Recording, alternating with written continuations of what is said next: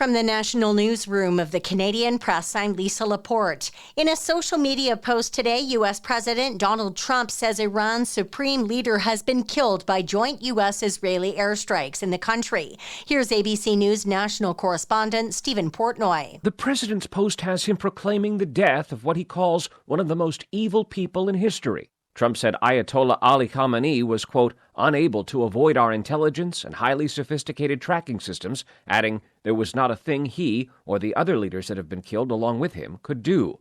Trump says the bombing in Iran will continue uninterrupted through the week or as long as necessary to achieve our objective of peace throughout the Middle East and indeed the world.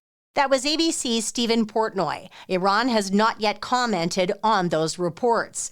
Some Iranian Canadians say they support foreign intervention in Iran in response to the major U.S.-Israeli attack.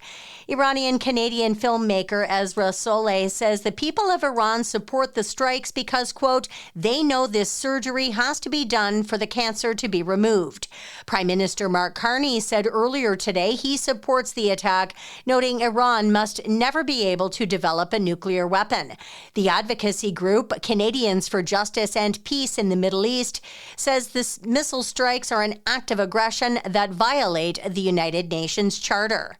And experts say Canada's pro-U.S. stance in today's joint attack comes with security risks. University of Ottawa professor Thomas Juneau says Canada should be very concerned about the targeting of Iranian Canadian dissidents.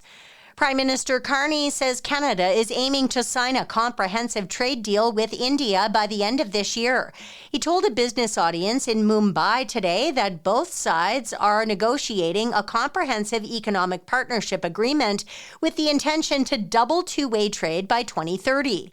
Carney's government has been under increasing pressure to clarify whether it believes India is still engaged in foreign interference, with Foreign Affairs Minister Anita Anand refusing to answer that question from reporters today.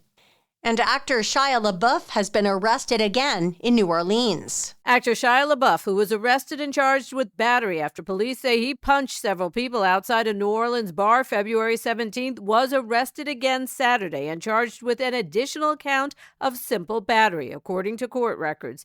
Video of the incident outside Royal Street Inn and R Bar, where LaBeouf is accused of repeatedly using homophobic slurs while hitting multiple people during Mardi Gras, shows the actor shirtless, shoving someone to the ground and hitting another in the face.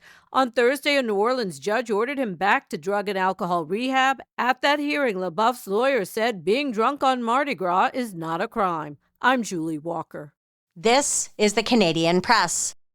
In sports, four-time Canadian champion Kevin Cooey and his Alberta Rink opened their run at the Brier today with an 8-2 win over Manitoba's Braden Calvert. In NHL action tonight, Toronto plays Ottawa, Edmonton visits San Jose, Montreal welcomes Washington, Calgary is in Los Angeles, and Vancouver visits Seattle. The Charlotte Hornets won their fourth game in a row today with a 109-93 win over visiting Portland in NBA action.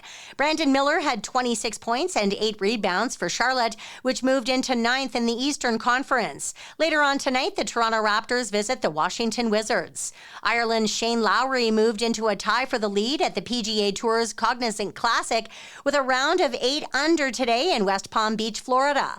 Lowry and Austin Smotherman, who led heading into the weekend, are at 13 under through 3 rounds. Canada's A.J. Ewart shot 3 under today and remained in the hunt at 10 under. From the Canadian Press, I'm Lisa Laporte. Thanks for listening. Don't forget to follow and subscribe. For more of today's top stories, visit thecanadianpressnews.ca.